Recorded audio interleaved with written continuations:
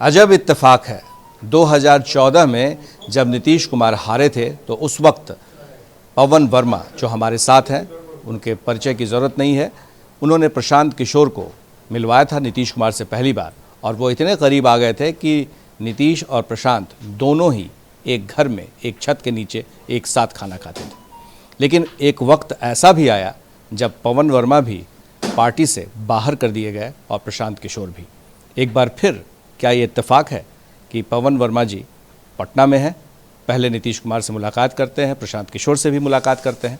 जब मुलाकात होती है तो जाहिर है दो राजनेता मिले हों तो कुछ ना कुछ तो बात होती ही राजनीति की। हम सीधे सवाल लेते हैं प्रशांत किशोर के बारे में। पहला सवाल है कि आपकी मुलाकात नीतीश जी से हुई है, फिर प्रशांत किशोर से भी हुई है, क्या आपने न्योता दी? मुलाकात नीतीश जी से हुई है, मेरी मुलाकात प्रशांत किशोर से इस वक्त नहीं हुई है। तो क्या प्रशांत किशोर को आप लाने के लिए फिर से वापस पार्टी में कोई कोशिश करेंगे? ये मिथ्या है। देखिए, मैं फिर से समझाना चाहता हूँ आपको, नीतीश जी से मेरे पार्टी से निष्कासित होने के बावजूद बड़े अच्छे निजी संबंध हैं। मैंने फॉरेन सर्विस से एम्बेसडर होते हुए त्यागपत्र दे करके उनके साथ अपने को जोड़ा, क्योंकि मैं उनका सम्मान करता था और जब तक मैं उनके साथ था जेडीयू में, उनसे मुझे बहुत स्नेह मिलता रहा और मेरे निष्कासित होने के बाद भी हमारे बीच में बातचीत मुलाकात होती रही है। अब वो एक नई सरकार के मुख्यमंत्री फिर से नियुक्त हुए हैं।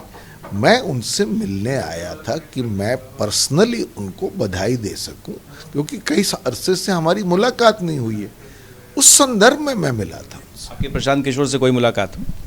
प्रशांत किशोर से बातचीत मुलाकात तो होती रहती है, पर यह समझना, इससे ये निष्कर्ष निकालना कि इस मामले में मेरी कोई मध्यस्थता है, मैं समझता हूँ उचित नहीं है। और सवाल आपने बड़ा अच्छा कहा कि आप एम्बेसडर थे, तो क्या ये माना जाएगा कि नीतीश कुमार भी अब फिर से आपको एम्बेसडर बनाना चाहते हैं अपने पार्टी में, ताकि आप लोगों को, विपक्षी नेताओं, खास तौर से प्रशांत किशोर को भी आप जोड़ सकें?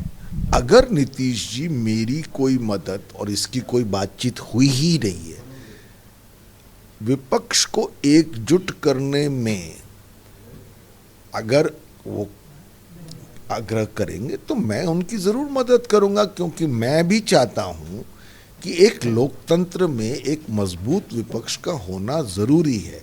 इस समय बिखरा हुआ है तो ये बीजेपी के फायदे में है, तो एक मजबूत विपक्ष लोकतंत्र में होना ये तो जरूरी है। और इस प्रयास में नीतीश जी खुद भी कोशिश कर रहे हैं, और अगर मेरा कोई उसमें योगदान हो सकता है तो मैं उससे मना ही नहीं करता हूं। पर इस बात में कोई ठोस बात अभी हुई नहीं है। अभी तो एक औपचारिक मीटिंग थी जहां मैं उनसे मिला, उनको बधाई दी, उनको शुभकामनाएं दी, और फिर से एक बार एक पर्सनल लेवल पे बातचीत हुई, जो कि कई अरसे से नहीं हुई थी। इसी कड़ी में क्या प्रशांत किशोर को भी आप जोड़ेंगे? वो प्रशांत किशोर का फैसला है। वो अभी अपनी बिहार में पदयात्रा की तैयारी कर रहे हैं, बिहार के लोगों से मिल रहे हैं, ज़मीनी स्तर पर बिहार को समझने और बिहार में क्या परिवर्तन आना चाहिए उसके लिए काम कर रहे हैं। वो युवा नेता हैं, उनके सामने उनका भविष्य है, जो वो समझते हैं उचित वो करेंगे। नीतीश जी वरिष्ठ नेता हैं, बहुत ही अनुभवी हैं, वो जो उचित समझते हैं करेंगे। प्रशांत किशोर और नीतीश जी एक दूसरे को अच्छी तरह जानते हैं। आपने खुद ही कहा कि वो उनके आवास पे रहते थे। तो लेकिन लाए थे आप ही, और दोनों लोग बाहर कर दिए गए ना। तो आप तो औपचारिक मुलाकात कर रहे हैं, तो आप चाहेंगे कि प्रशांत किशोर की भी कोई औपचारिक मुलाकात हो? देखिए, नीतीश जी से मेरा कोई इस मामले में अनुरोध का कोई, या अनुरोध के न होने का कोई औचित्य नहीं है। नीतीश जी खुद ही एक बहुत ही अनुभवी और सोच वाले नेता हैं, जो समझेंगे ठीक वो करेंगे। आप क्या चाहते हैं? क्या चाहेंगे कि आपके प्रशांत किशोर आए, विपक्षी एकता में वो भी, उनकी भी भूमिका हो, ये आप क्या चाहेंगे? देखिए, मेरे चाहने से इसमें कोई, आपकी क्या राय है? नहीं, मैं समझता हूं कि प्रशांत जो कर रहे हैं उसका अलग महत्व है, नीतीश जी जो प्रयास कर रहे हैं उसका अलग महत्व है। दोनों ही एक दूसरे को जानते हैं, तो इसमें दोनों ही तय करें कि वो अलगाव रहेगा या बातचीत होगी, और मेरा इसमें कोई हस्तक्षेप नहीं है। नहीं, हस्तक्षेप नहीं, बहुत क्लियर सवाल है, क्योंकि आपसे काफ़ी जुड़े हुए हैं प्रशांत किशोर, और भले ही आप दोनों जेडीयू में ना रहे हों, लेकिन आपकी और उनकी पर्सनल मुलाकात, बातचीत, व्यवहार सब कुछ रहा है।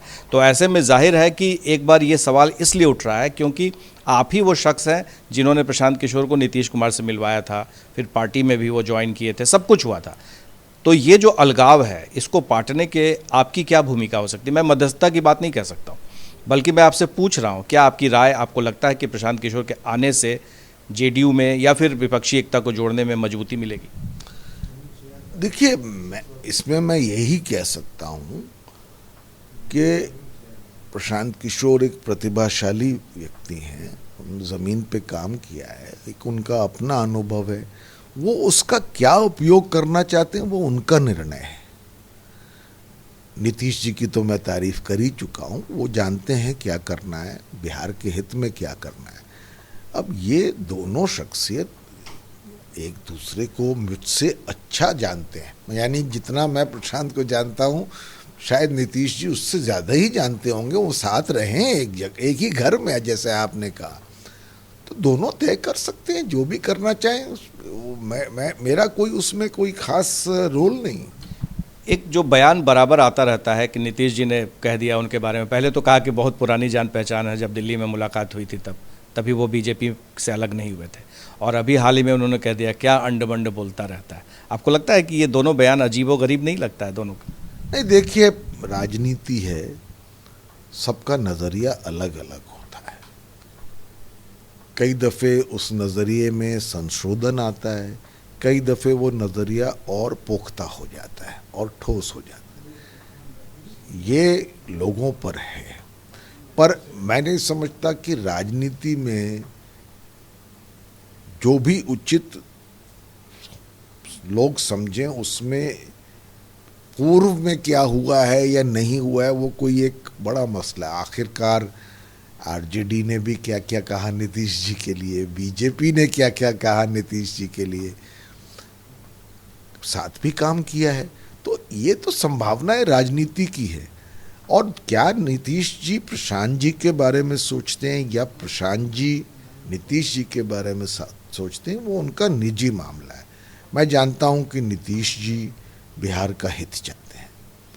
मैं ये भी जानता हूं कि प्रशांत किशोर भी दिल से बिहार के लिए काम करना चाहते हैं। आगे उन दोनों का अपना निर्णय। दोनों हितैषियों को, बिहार के हितैषियों को एक हो जाना चाहिए, उनका फैसला है। नहीं, एक हो जाना चाहिए, नहीं, ये उनका फैसला है। अच्छा, आखिरी सवाल, क्या आपको लगता है कि नीतीश कुमार जी जिस तरह से एक के बाद एक राजनीतिक फैसला लेते हैं, कभी आरजेडी के साथ चले जाते हैं, कभी बीजेपी के साथ चले जाते हैं, फिर बीजेपी का साथ छोड़ देते हैं, तो इससे उनकी विश्वसनीयता ख़त्म हुई है देश भर में? मैं नहीं समझता कि विश्वसनीयता ख़त्म हुई है। कई दफ़े राजनीति में कुछ विवशताएं होती हैं जिसके वजह से किसी तरह का निर्णय लेना पड़ता है। पर मैं इतना ज़रूर कहूँगा कि हर आदमी, हर शख्स जो हुआ है उसका अनुभव लेता है और उससे क्या निष्कर्ष निकालना चाहिए समझता है, सीख लेने के बाद। तो नीतीश कुमार की विश्वसनीयता के इसलिए मैंने सवाल किया क्योंकि ये सवाल किसी व्यक्ति का नहीं, किसी पार्टी का नहीं, बल्कि आप 3 C की बात करते हैं, एक क्राइम, करप्शन और कम्युनलिज्म। तो क्राइम पर तो नीतीश कुमार दिखते हैं, सख्त दिखते भी हैं और कार्रवाई भी करते हैं, लेकिन करप्शन और कम्युनलिज्म इन्हीं दोनों के बीच में हमेशा डोलते रहते हैं, कहीं ना कहीं वो समझौता करते रहते हैं। मेरा अपना मानना है कि वो दोनों के खिलाफ है, पर राजनीति में कभी कभी इन दोनों के खिलाफ लड़ने के लिए भी कुछ निर्णय लेने पड़ते हैं। शायद उन्होंने अपनी समझ से जो किया वो ठीक था।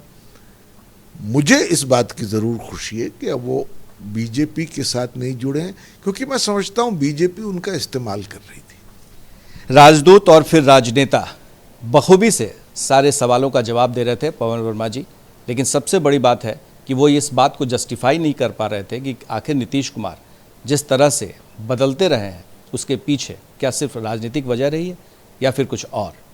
क्या प्रधानमंत्री पद के लिए जो दावेदारी उनकी पार्टी की तरफ से की जा रही है पवन वर्मा, उसे भी देखते हैं उसी हिसाब से। बहुत सारे ऐसे सवाल हैं जिसका जवाब हम लेते रहेंगे। हमारे सहयोगी शैलेश के साथ प्रकाश कुमार, ABP न्यूज़, पटना।